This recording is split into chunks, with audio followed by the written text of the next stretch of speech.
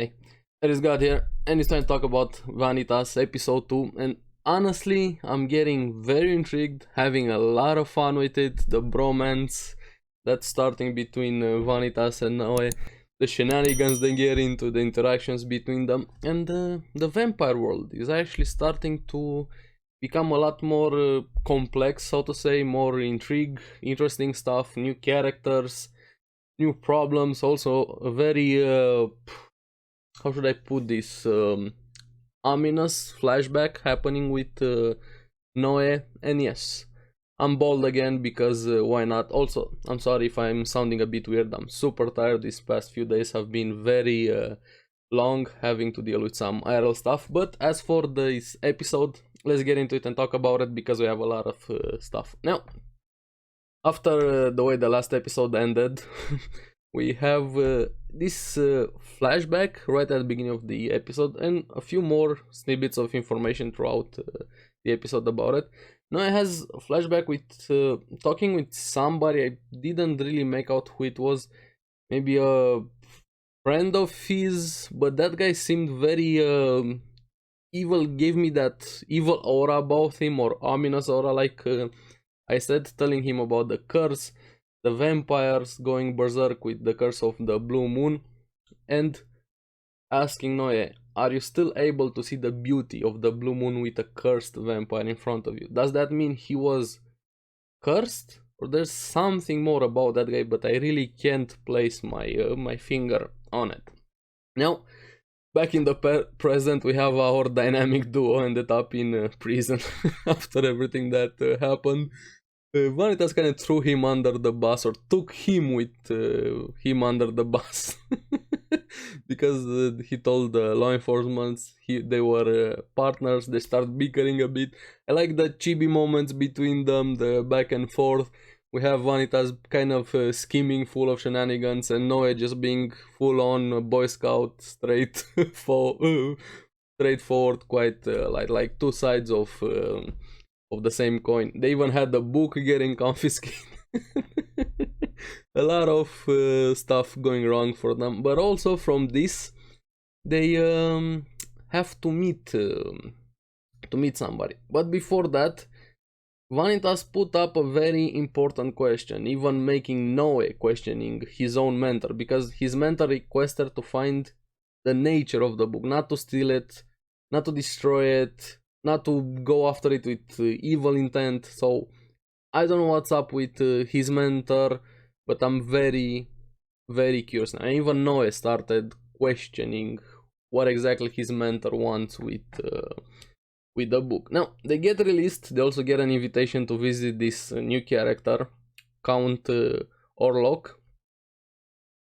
And as soon as they walk out, it felt like they Paris was like Garden of Eden over there. Vanitas even called it the capital of flowers.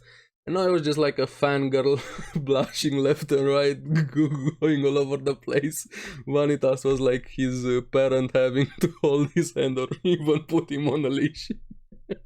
Honestly, Noe is such a pure and innocent character, even though he's a vampire, and Vanitas, the human, is the evil one, so to say. And also get snippets of information throughout the episode about the war. Now, after the war, when I think the vampires lost, it was forbidden for them to attack humans, and most of them vanished beyond the barrier. I wish I knew what that barrier was. Did the humans just put up a barrier on their civilization to keep out vampires, or was it the other way around? I don't know, maybe we're gonna find moving forward.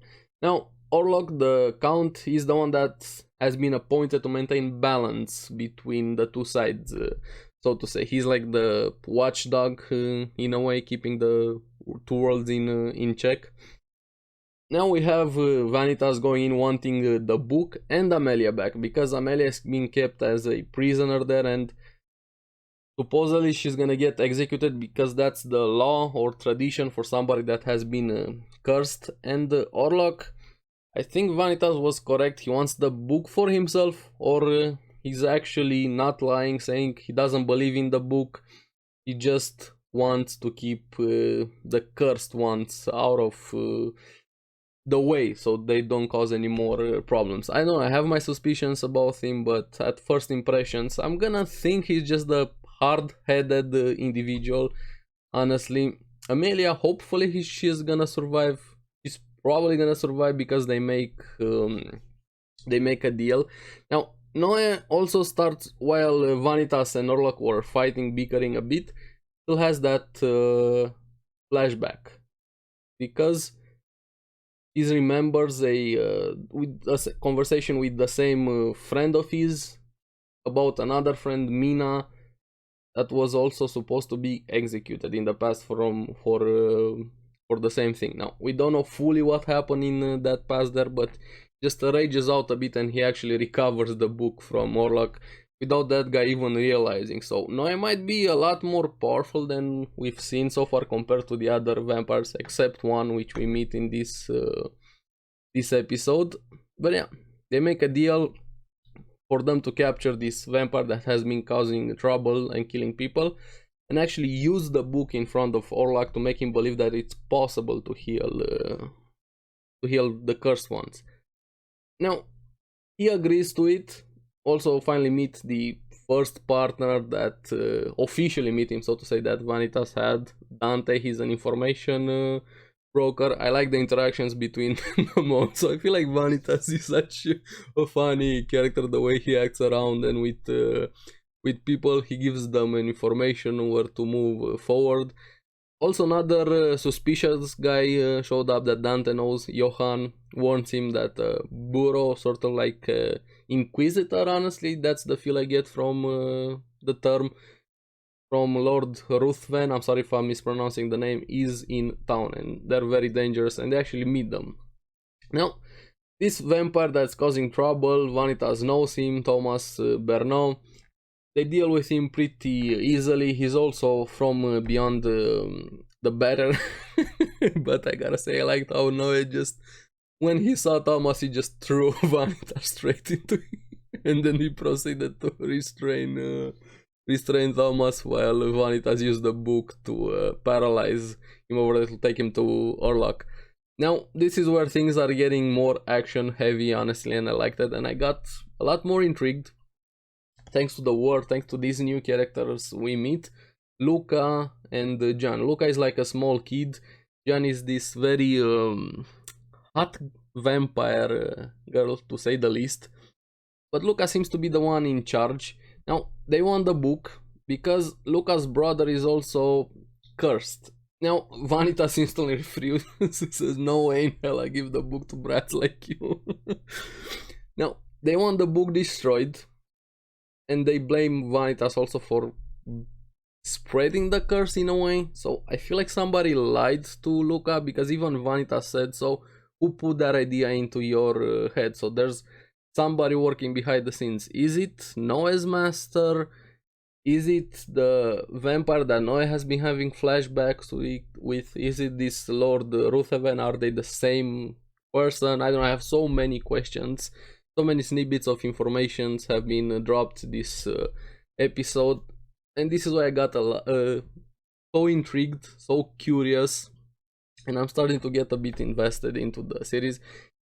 So far, I want a lot more. Now, we have them negotiations fail, so to say, and we have Jan going in on the attack, and that's when we got the reveal of how hot she is, and apparently she's very powerful because she has this legendary weapon from the war, and she's also a legendary hero or war criminal, depending how you look at it, and even traitor, depending on which side you are. The weapon is Crimson Gauntlet, and she is the Bureau or the Inquisitor of Lord Ruthven. Again, I'm sorry if I'm mispronouncing that.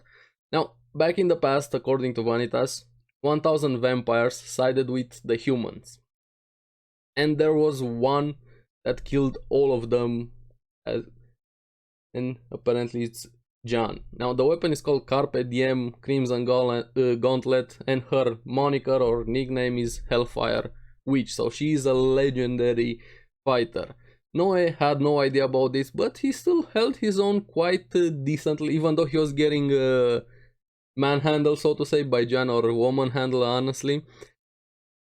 And that gauntlet, oof, I wish I had one of those weapons, even able to fire a huge flame blast. They barely get out of there alive. Now, Jan also is, I think she has some PTSD with what happened with her in the past. She's kind of goes into that berserk mode without the curse, so to say, still into, like, she's back in the war.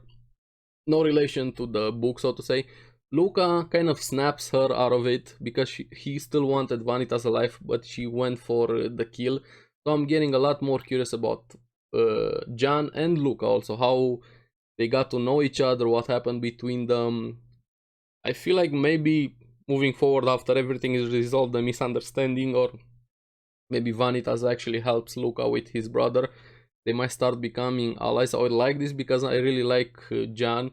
Luca is just a kid, but I have a lot of questions from him. A vampire kid, but let's be honest with the way he's acting. So now they're on the run from the most legendary warrior we have seen so far in the series. Hopefully they're gonna be okay, because Vanitas has a plan, but before he reveals the plan, so to say, has to how actually to defeat Jan, they have this nice conversation or a moment between them where Noe actually tells him, I have faith that what you are doing to save vampires. Vanitas just feels that one and actually starts believing into Noe, also going back and forth a lot more. Like they're perfect for each other, even though Noe doesn't admit the shenanigans. Also telling him, I forgot to mention this at the beginning of the episode, when Vanitas asked him, hey, if you are after the book, why don't you just simply work with me? And Noe goes, that's a good idea, but there's a problem. I just don't like you, and it's not very healthy to work with somebody you don't like. God, I love this too. I feel like they just make the episodes a lot of fun, honestly, and also very intriguing. I know I keep repeating myself, but that's how I feel about the series. I'm very excited for next episode to see this master plan to actually go against Jan, because I don't see them winning a head-on fight. So let me know what you guys thought about the episode. What was your favorite moment, and what do you think is gonna happen with Jan and Luca? And who do you think is working behind the scenes? But remember, no spoilers. If you have read the source material, don't give me any spoilers. Just give me your opinions on the episode. How do you feel it has been adapted from the source material? Have they done a good job so far? And as for you guys, anime only, just let me know what you guys thought about the episode. As always, thank you very much for watching. Remember to like and subscribe, helps me quite a lot, and you guys get the latest videos on the series that I follow. So I'll see you again on the next one. Keep enjoying Vanitas.